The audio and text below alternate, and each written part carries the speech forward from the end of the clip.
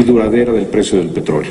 La normalización de la política la Secretaría de Relaciones Exteriores implicará que subirán las tasas de interés y un entorno de crecimiento global lento implican un reto muy importante para la política económica en todos los países emergentes, incluyendo a México. ¿Cómo está México enfrentando este reto? La estrategia que estamos implementando en materia de política macroeconómica se basa en 3 ejes. El primero, sólidos fundamentos macroeconómicos. El segundo, asegurar la liquidez en el mercado cambiario. Y el tercero, implementación de las reformas estructurales, que además ha sido el tema fundamental de esta conferencia el día de ayer, el día de hoy. Quiero... Primero, hablemos de la parte que tiene que ver con nuestros fundamentos macroeconómicos. Estamos convencidos de que la mejor forma en que México puede enfrentar el reto que implica la economía global y preservar la estabilidad que durante 2 décadas hemos construido es a través de preservar los sólidos fundamentos macroeconómicos que tiene hoy nuestro país. En primer lugar, la política monetaria. Tenemos un Banco Central, el Banco de México, plenamente autónomo, con una gran credibilidad y que ha permitido el que en México tengamos hoy una inflación baja y estable, con expectativas de inflación baja y sin duda un entorno que está colaborando a que la inflación se mantenga baja, particularmente la nueva política en materia de precios de la gasolina, que no están creciendo, la reducción de las tarifas eléctricas, la eliminación de las tarifas de larga distancia y la reducción de las tarifas de telefonía. Ello contribuye a un marco de política monetaria que sin duda alguna distingue a México por su credibilidad y por su solidez. En segundo lugar, hay que, en materia de finanzas públicas, continuamos con un manejo responsable y un manejo sostenible de la hacienda pública federal. La reforma hacendaria, sin duda, ha permitido avanzar en superar una de las debilidades más importantes que ha tenido históricamente las finanzas públicas de México, que es su excesiva dependencia en el precio del petróleo. Quiero destacar que hemos decidido, ante el diagnóstico de que la caída en el precio del petróleo no es un evento transitorio, hemos decidido optar por reducir el gasto público, hacer un ajuste importante tanto en este año como en el año que viene. ¿Por qué? Porque le toca al gobierno apretarse el cinturón. No le toca a las familias mexicanas, no le toca a las empresas. La caída en el precio del petróleo afecta a las finanzas públicas y por lo tanto es al gobierno federal al que le toca hacer el ajuste. Y piensen ustedes cuáles son las opciones que tiene un país, que tiene un gobierno cuando disminuyen sus ingresos. La primera es incurrir en mayor endeudamiento, ir a un mayor déficit para no afectar el nivel de gasto público. Ante una caída que consideramos será duradera de los ingresos petroleros, eso sería actuar de una forma francamente poco responsable. Tenemos que ajustar la trayectoria de gasto. La otra opción sería incrementar los ingresos, incrementar los impuestos. Y aquí tenemos un compromiso claro, explícito del presidente Enrique Peña Nieto para que durante el resto de su administración no se propongan ni nuevos impuestos ni incrementos a los impuestos existentes. Le toca al gobierno entonces apretarse el cinturón y eso es lo que estamos haciendo.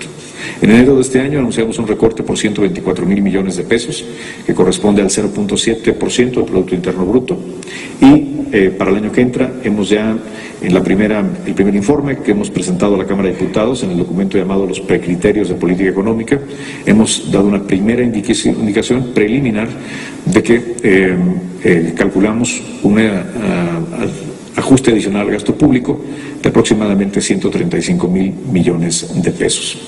Hay que destacar que sin la reforma hacendaria, el recorte tendría que ser 360,000 millones de pesos más grande de lo que está haciendo. Esto quiere decir que el recorte está siendo acotado porque hicimos un esfuerzo previo de fortalecer los ingresos no petroleros del gobierno federal.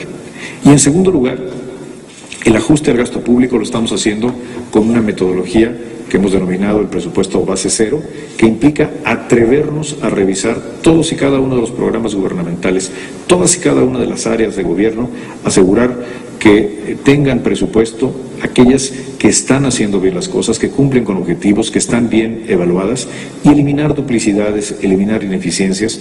Es decir, el presupuesto base cero no es otra cosa que revisar cada uno de los rubros de gasto, y eso es lo que estamos haciendo desde enero para que en septiembre, ya con una nueva legislatura, el Gobierno de la República entregue un proyecto de presupuesto que será sin duda distinto al que se ha presentado pues en los últimos 15 años, pues que ha tenido una lógica fundamentalmente inercial. Adelante, por favor. En materia de endeudamiento hay que destacar que el manejo responsable de la Hacienda Pública Federal a lo largo de muchos años implica que somos una de las naciones menos endeudadas del mundo. La deuda en su indicador más amplio representa el 44% del Producto Interno Bruto, y este compara muy favorablemente con otras economías tanto de América Latina como de la OECD. Hay que destacar no solamente el monto de la deuda, sino las características de la deuda. Tenemos una baja exposición de las finanzas públicas a los movimientos de tasa de interés, colocada a tasa fija y además con un plazo promedio de 8.1 años. Este plazo es uno de los plazos más largos para un país emergente e incluso para países en desarrollo. Basta destacar que somos de los pocos países que hemos hecho emisiones, por ejemplo, a un plazo de 100 años. La más reciente la hicimos en euros hace algunas semanas, una emisión que acreditó que existe una gran confianza de los mercados en el manejo de las finanzas públicas mexicanas. Tenemos una baja exposición al riesgo cambiario. Más del 80% de nuestra deuda está denominada en pesos, y eso implica que no estamos corriendo un riesgo en las finanzas públicas ante los movimientos del tipo de cambio. Y el compromiso que hemos hecho y para el que estamos trabajando, y una de las razones por las cuales estamos ajustando el gasto público, es para mantener estable nuestra razón de deuda a Producto Interno Bruto. Estimamos que para el año 2018 la deuda se mantendrá en los niveles actuales de alrededor del 43% del Producto Interno Bruto. Quiero destacar, por cierto, que hemos ya cubierto todas nuestras necesidades de financiamiento externo durante el año 2015. Es decir, México no tiene que regresar a los mercados internacionales para el gobierno mexicano, anticipando que vienen tiempos de mayor volatilidad, particularmente por el previsible alza de las tasas de interés en Estados Unidos. Hemos ya cubierto la totalidad de nuestras necesidades de financiamiento externo en el año. Otro pilar de la estabilidad es nuestro sistema financiero. Aquí simplemente destacar que tenemos uno de los sistemas bancarios más sólidos en los países emergentes, e incluso si se le compara con las economías desarrolladas. Tenemos un índice de capitalización en México cercano al 16%, está muy por encima de los requerimientos mínimos de Basilea III, y claramente es mejor que el que se tiene en promedio en Europa o en los Estados Unidos. Adelante. Segundo, junto a los fundamentales sólidos en materia macroeconómica, tenemos que asegurar el buen funcionamiento del mercado cambiario. México es un país comprometido con un tipo de cambio libre, donde el valor del peso no lo determina el gobierno, sino que lo determinan el mercado, la demanda y la oferta. Sin embargo, la responsabilidad del gobierno, en este caso de la Comisión de Cambios que integramos de manera conjunta el Banco de México y la Secretaría de Hacienda, es asegurarnos que el mercado funcione con orden y, algo muy importante en momentos de alta volatilidad, con suficiente liquidez. De lo que se trata es de evitar que en momentos de alta volatilidad tengamos unas cuantas operaciones, resulten movimientos abruptos del tipo de cambio. Para ello, en primer lugar, quiero destacar que tenemos los recursos, tenemos la capacidad de asegurar plena liquidez en el mercado cambiario. Tenemos 195,000 millones de dólares en reservas, más cerca de 65,000 adicionales en una línea de crédito flexible con el Fondo Monetario Internacional, que renovamos apenas en diciembre del año pasado. Esto es, tenemos la liquidez suficiente para enfrentar un fenómeno como los que pueden presentarse en los próximos meses. Y segundo, hemos empezado ya a tomar medidas en diciembre del año pasado y después en marzo para asegurar que el mercado tiene suficiente liquidez, tanto a través de subastas condicionales como a través de subastas diarias por las mañanas, para asegurar que tengamos liquidez suficiente en el mercado cambiario. Adelante. Y el tercer pilar de esta estrategia es la implementación completa, a tiempo, exhaustiva, de una de las agendas de transformación estructural más importantes que hoy hay en el mundo, que es la aplicación de las reformas estructurales en México. Sin lugar a dudas, en los primeros 2 años de la administración, el presidente Enrique Peña Nieto encabezó exitosamente uno de los esfuerzos transformadores más importantes que se ha vivido en México en décadas, y también uno de los más importantes que vemos hoy en el mundo. Ahora el reto es hacer que estas reformas se conviertan en una realidad. Pasar del cambio a las leyes y a la Constitución a cambios en la vida cotidiana de las y los mexicanos, que se sientan en los bolsillos de las familias mexicanas y que resulten en mayor competitividad de nuestras empresas, incluyendo las pequeñas y medianas. La agenda de reforma estructural, a final de cuentas, es una agenda de productividad que permita reducir el costo de la electricidad, el costo de la energía, el mejor acceso al financiamiento, telecomunicaciones de menor costo, de mayor calidad y de mayor cobertura, el que tengamos un mejor sistema educativo, una economía más competitiva. Eso converge en un solo concepto, que es mayor productividad, pero no solamente mayor productividad, sino una mayor productividad en todo el país, una democratización genuina de la productividad, porque solo a través de productividad México va a poder elevar de manera sostenida sus tasas de crecimiento, y solo a través de una mayor productividad podremos lograr que los mexicanos y las mexicanas ganen más por su trabajo de manera sostenida. Empezamos ya a ver algunos efectos de las reformas que son alentadores. Por ejemplo, el financiamiento está creciendo. Hemos pasado de un 26% de crédito como porcentaje del PIB, estamos ya llegando al 30%, lo cual es un resultado claro de la reforma financiera. Las tarifas eléctricas están disminuyendo y vemos las tarifas en telefonía que claramente están disminuyendo para empresas y para familias. Pero estos son solamente algunos primeros signos alentadores que nos muestran que vamos en la dirección correcta. Pero esto requiere un esfuerzo de tenacidad, de disciplina y sobre todo la convicción de que vamos por el camino correcto. Y en eso, no tengan duda, el presidente Enrique Peña Nieto está claro de que este es el camino para transformar de fondo y de manera duradera para bien la economía de nuestro país. Todo esto ha significado que aún en estos tiempos de gran volatilidad, México tiene una clara diferenciación frente a otras economías emergentes. Esta lámina lo que quiero ilustrar es que el efecto en 3 variables importantes: el tipo de cambio, el bono, la tasa o el rendimiento de los bonos locales del gobierno federal, y los CDS, que son el costo de los swaps de riesgo crediticio, de incumplimiento crediticio, han tenido un comportamiento notablemente mejor en México, considerando el cierre del año 2012 a la fecha, que lo que hemos visto en otros países emergentes relevantes, como es el caso de Indonesia, Turquía, Sudáfrica, Brasil, Colombia o Rusia. Es decir, los mercados, los inversionistas en el mundo entienden que México está comprometido con la estabilidad macroeconómica y que está emprendiendo un esfuerzo profundo de transformación. Adelante. Finalmente, quiero referirme a algunas a las perspectivas de crecimiento de la economía mexicana. Empiezo por decir que hoy el INEGI dio a conocer por la mañana el dato de crecimiento en el primer trimestre de este año para México, y fue un trato ligeramente mejor a lo que esperaban los analistas de mercado. La cifra fue 2.5, cuando se esperaba una cifra menor. Y esto vale la pena que lo pongamos en contexto. Primero, implica que la economía mexicana continúa acelerando su tasa de crecimiento, y algo muy importante: a la hora en que desglosamos los datos del INEGI, podemos observar que el motor más importante de crecimiento hoy es el mercado interno. Es el sector del comercio, el sector de los servicios, el que está mostrando el mayor dinamismo.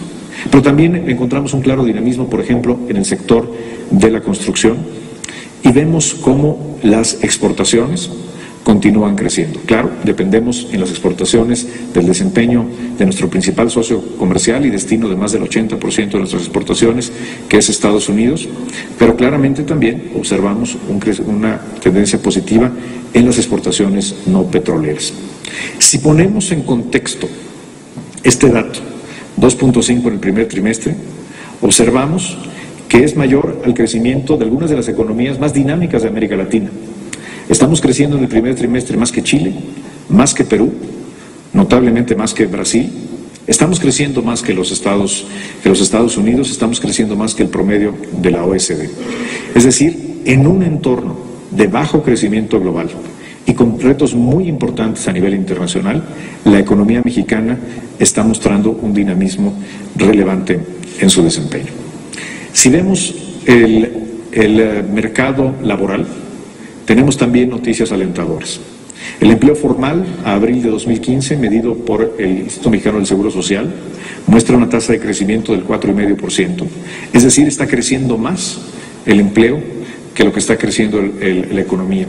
Significa que no solamente se están creando empleos, sino que está sucediendo algo muy favorable. Es que estamos reduciendo la informalidad, que hay empleos que se están formalizando. Y también es de relevancia destacar que estos empleos no están concentrados en una sola industria o en los estratos más bajos salariales, sino que tenemos un sano balance en la creación de empleos entre sectores y entre los diferentes estratos salariales. En materia de salarios, claramente es la combinación de mayor empleo y menor inflación está resultando en un mayor poder de compra de las familias mexicanas. Y esto se observa ya en todos los indicadores de consumo que tenemos a lo largo de los primeros 4 meses del año. Ya sea que veamos el indicador de ventas del INEGI o los indicadores de la ANTAD, es decir, de las tiendas de autoservicio y departamentales, o que veamos las cifras del sector terciario dadas a conocer hoy por el INEGI esta mañana, todas muestran que estamos viendo una recuperación del consumo de las familias mexicanas. Es decir, el dinamismo hoy de la economía mexicana no solamente viene de afuera, no solamente viene del sector manufacturero de exportación, sino que también empezamos a ver una muy saludable recuperación en la demanda interna. Las exportaciones no petroleras han crecido de manera muy importante. En el primer trimestre están creciendo al 6.2%, encabezadas por supuesto por el sector automotriz, pero aún las exportaciones no automotrices muestran un desempeño muy favorable. Hay que recordar, México es por ejemplo el principal exportador en el mundo de pantallas planas. Somos uno de los países donde está creciendo más la industria aeroespacial. Tenemos ya 19 empresas que fabrican vehículos terminados en México.